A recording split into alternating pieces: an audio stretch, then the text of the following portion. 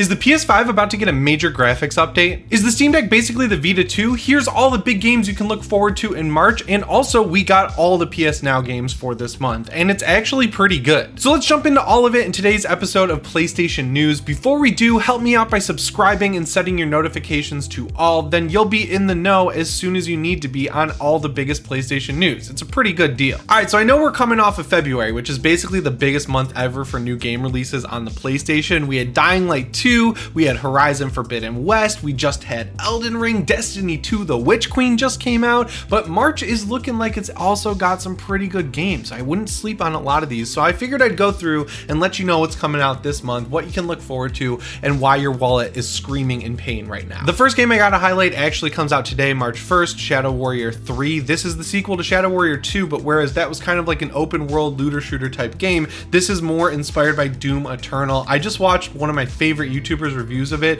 G-Man Lives, and he said it's probably going to be the best first-person shooter campaign of the year, and that is the guy to trust on first-person shooter games. He knows what he's talking about. That got me even more excited. And this is from Flying Wild Hog and Devolver Digital. It's technically like a smaller scale game. It's not AAA, but when you see the trailer, it looks AAA. The graphics look incredible. The gunplay looks awesome. Mike Moe from Once Upon a Time in Hollywood is voicing Lo Wang, the main character, and ProZD is another character. It's crazy, man. Like, this game looks so cool, and the coolest thing about it is if you get PlayStation Now this month, it's going to be on there day one. And that subscription fee is also going towards another great first-person shooter because you're also going to get Crysis Remastered this month on PlayStation Now. Babylon's Fall is coming out on my birthday, March 3rd. This game has been in the works for a long time over at Platinum Games. I think they're partnering up with Square Enix for this one. It looks like a Dark Souls style game, sort of like a dungeon crawler that's multiplayer themed. I'm really curious about this one because they did a network test over the summer and people didn't really seem to love it all that much, and Platinum Games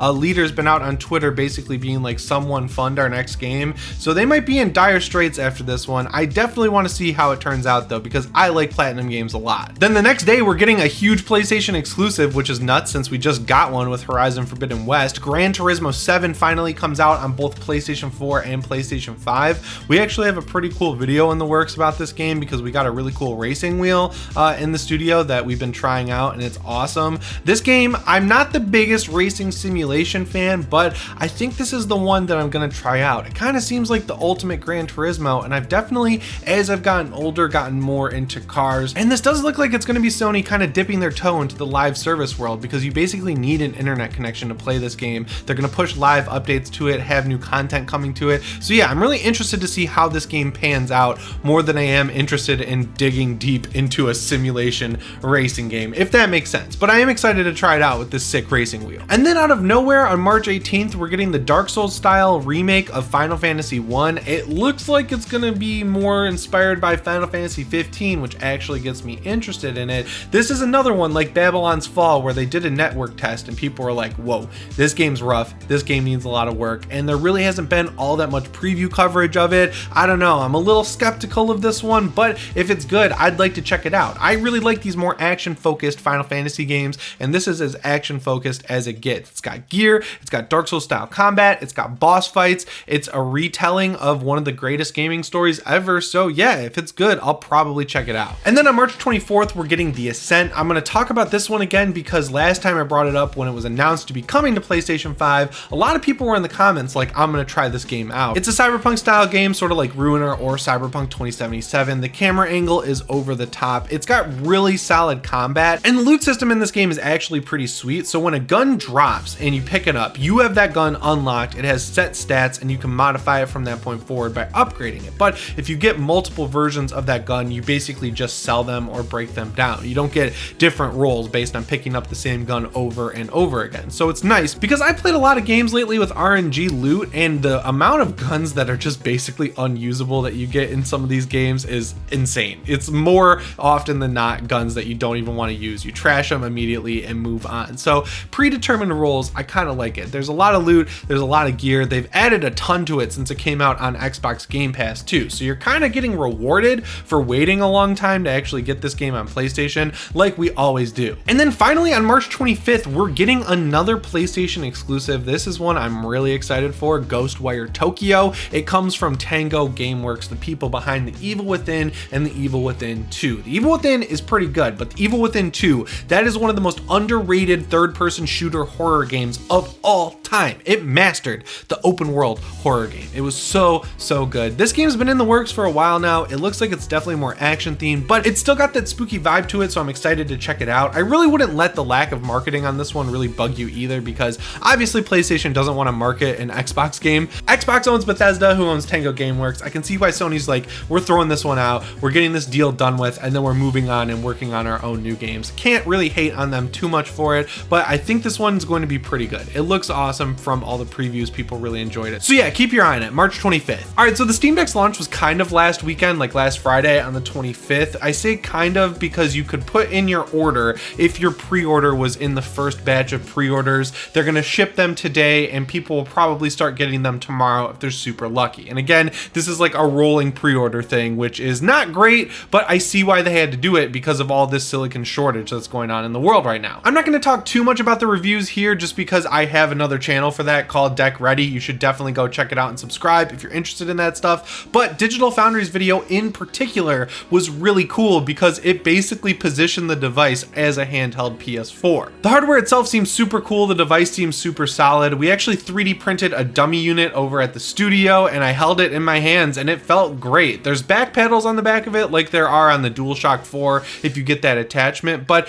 they feel like they're not going to be too easy to hit by mistake, which is cool. My thumbs didn't hit the touch pads. The joysticks felt like they were in a great spot, and surprisingly, the face buttons and D-pad also felt like they were in the perfect spot. That was the big shock to me because when you look at it, they look like they're very weirdly placed. Now, the Digital Foundry video was interesting because instead of just trying to get 60 frames per second out of it, they basically positioned it as a handheld console and saw if it could run games at PS4 settings. So the first game they tested was Control, and at console settings, which is like a mix of medium, low, and high settings depending on what the setting is, it ran at a locked 30 frames per second absolutely perfectly. No stutters, no frame drops. The frame time was totally flat across the board. And when they unlocked the frame rate, it ran between 45 and 50-ish frames per second, which is still playable, but I would lock it to 30 frames per second just to get that consistent experience across the board at console settings, if that's your goal to play it at. They also tested Death Stranding at console settings, locked at 30 frames per second, just like the PS4 was. It handled it perfectly, which is honestly surprising knowing how hard Decima is to run. And continuing on with the shockingly good Decima performance, Horizon Zero Dawn ran at original console settings, locked at 30 frames per second,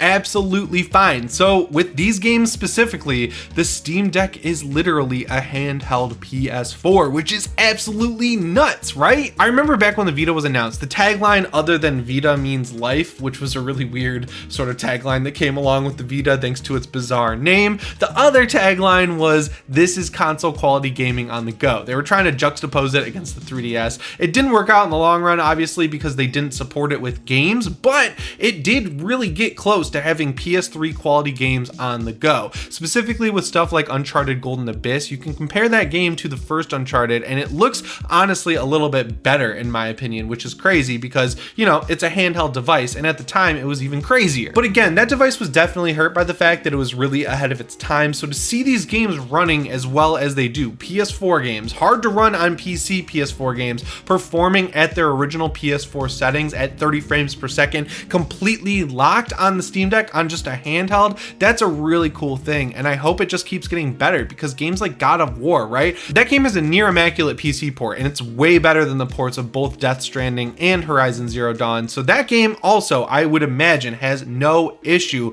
running locked at console settings at 30 frames per second. Actually, I just went and looked at the Digital Foundry video and God of War runs perfect on the Steam Deck at the native 800p resolution, which obviously is the difference here. Like, it's not exactly PS4 settings because the PS4 was really trying to push 1080p image quality and the Steam Deck is 800p, but it's a much smaller screen, so you're really probably not going to notice the difference all that much if you do end up picking up a Steam Deck. I just really want to see Valve and Sony work together again. Way back when Portal 2 came out, if you bought Portal 2 like a disc copy on the PS3, it came with a code where you could get the game for free on Steam, and they never really worked together again. But the last time I talked about this, I basically said it's because there really haven't been that many Valve games since Portal 2 on the PlayStation PlayStation ecosystem, so it's not really like they fell out, it doesn't seem like. Valve and Microsoft also have a very weird relationship. They don't like each other all that much because Valve doesn't like that PC gaming is so centralized on Windows. That's why SteamOS is built on Linux. They're trying to make Linux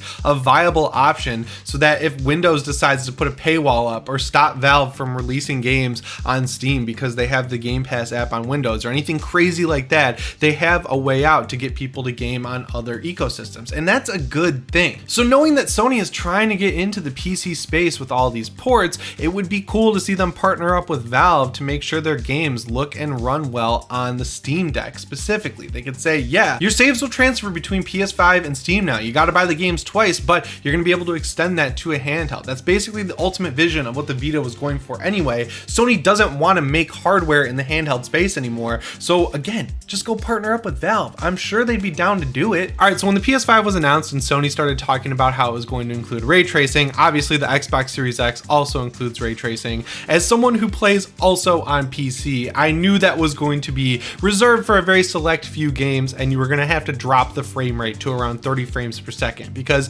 you've been able to get graphics cards that technically support ray tracing for a long time now, going back to like the 20 series, but they haven't really supported it at decent frame rates. I remember when Control came out, I played it on PC, and if I wanted to use ray tracing, I had to set it to 30 frames per second, and there were times when it was dropping below 30 frames per second on a 2080 laptop. So yeah, running ray tracing games is super hard, and they've actually included it in some cool ways at higher frame rates in some games on the PlayStation 5. And when you look at the PS5 games that do support ray tracing, it's a very similar situation to what we've been seeing on PC. Like Control Ultimate Edition on PS5 runs at 1440p locked at 30 frames per second if you want to use ray tracing. Doom Eternal, you have to drop it down to 1080p to use ray tracing, but you also get 60 frames per second locked, which is great. Gran Turismo 7 is another game that seems to have figured it out. They're also running at 4K 60 with ray tracing. You know, racing games seem to not require that much overhead for ray tracing. Forza Horizon 5 on my 3080 laptop, I can run that at high settings with ray tracing and get 60 frames per second. So that's cool to see Sony matching them, but running it at true 4K with 60, that's pretty good. And then Ratchet & Clank Rift Apart did something interesting where you can run it in performance RT mode, which is basically 45 frames per second locked, which looks pretty good. So all in all, I'm not knocking them. I think so far the PS5 has really actually been impressive with how many games have supported ray tracing and actually looked and ran pretty good doing it, but it seems like Mark Cerny is not content with how things are going because he just filed a patent for a big upgrade to the PS5 that'll allow it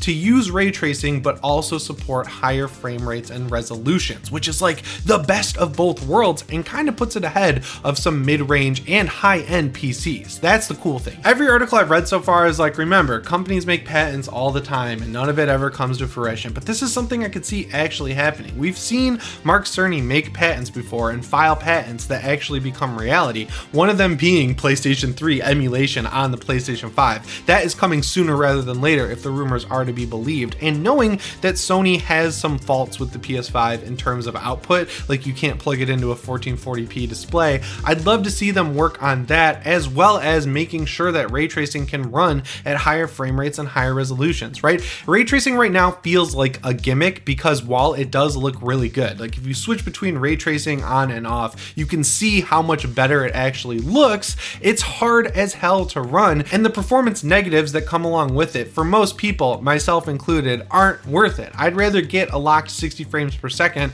at a higher resolution without ray tracing than drop a game to like 30 FPS and run it at 1080p. That's just not ideal to me. But yeah, ray tracing is really cool, and I'm sure a few years down the line when developers really have a grasp on how the PlayStation 5 works and how to develop for it, like Naughty Dog specifically, I think is really going to blow us away with their ray tracing games in the future. I think that's when it's really going to become an actual feature that people can get excited about, because right now it's just every review that comes out of a game that has ray tracing built in, they're like, yeah, you can run it at 30 FPS with ray tracing, but I would run it at 60 FPS to get that smooth gameplay. And I can't fault reviewers for saying that because I feel the same way.